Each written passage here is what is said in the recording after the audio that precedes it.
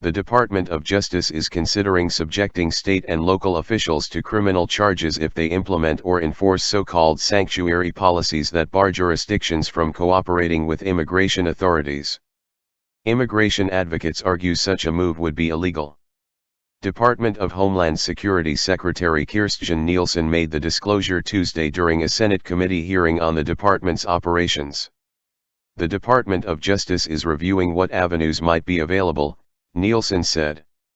The context of this is of course not only putting my immigration and customs enforcement officers at risk, but also finding an efficient and effective way to enforce our immigration laws.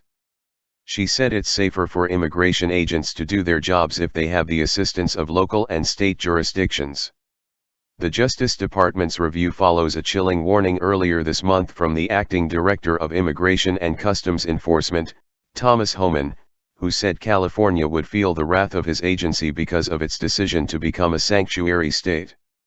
Homan also called for local and state elected officials to be charged with federal crimes for adhering to sanctuary policies. Attorney General Jeff Sessions and Homeland Security Secretary Kirstjen Nielsen hold a news conference on immigration and efforts to contain violent gangs like MS-13 that have spread from Latin America, on December 12, 2017, in Baltimore, Maryland. Sessions blamed an attack in New York City on a failed U.S. immigration system and called on Congress to reform laws and loopholes that he says have allowed gangs to proliferate. Tassis Catapodis / Getty Images. We gotta take sanctuary cities to court, and we gotta start charging some of these politicians with crimes, Homan said during an interview with Fox News' Neil Cavuto. He said politicians who pushed sanctuary city legislation should be held personally accountable for their actions. The Department of Justice declined to comment. The Department of Homeland Security could not be reached for comment. Immigration advocates said charging local or state officials with crimes for not cooperating with federal immigration authorities would be unlawful and a violation of the Constitution.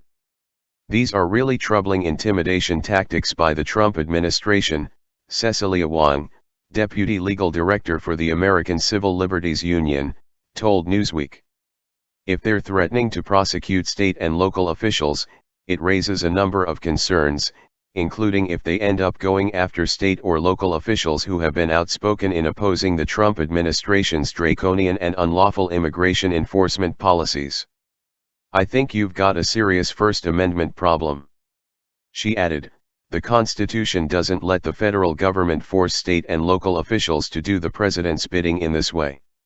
Senator Kamala Harris, a Democrat from California, who grilled Nielsen on the issue, was deeply disturbed to hear that this administration is actively looking for ways to prosecute California elected officials who have passed laws to protect public safety and combat the damaging effects of this administration's immigration enforcement policies, her press secretary, Tyrone Gale, told Newsweek via email.